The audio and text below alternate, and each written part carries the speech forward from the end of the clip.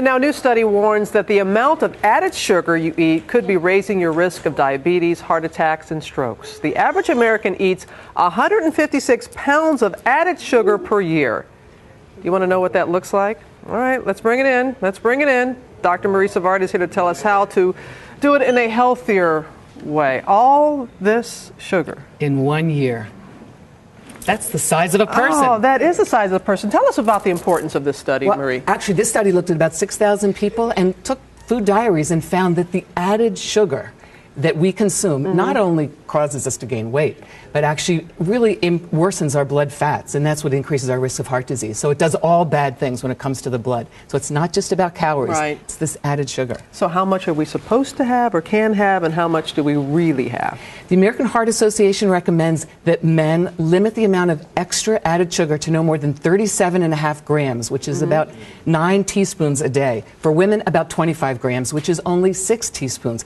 We get 4 times that amount. We get about 100 grams a day, both men and women. And teens, boy, it's off the charts with them. Yeah, they get at least 6 times the amount, and younger kids as well. You talk about added sugar. What do you mean when be specific when you say added sugar? Well, natural foods, fruit, vegetables, and milk have natural sugar, and we're not talking about that type of sugar. Okay. We're talking about avoiding what manufacturers and what we ourselves as consumers put into our food to make it taste better. But we don't even know sometimes how much sugar we have in some of these foods. Let's go through some of them and explain the differences. It's surprising. Grapes, a great source of sugar and great fiber, but what happens is in lots of water, 1 cup is 15 grams. Perfect. Suddenly, you have a serving of raisins, and it's 2 times the amount of sugar because you've taken out all the water, and it's less filling, so you're eating more. And then, worse yet, is a glass of grape juice. Yeah. That's so common. And in fact, what that does is give you 3 times the amount of sugar because they've extracted it. There it goes.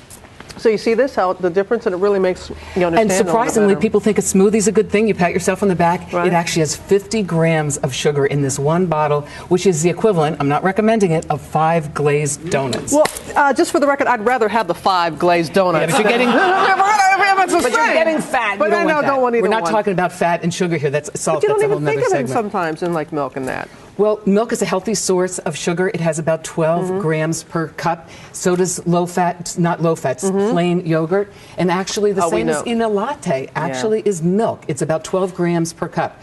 But all you do is suddenly add a little flavoring, vanilla, extra light sugar, and you've doubled it to 25 grams.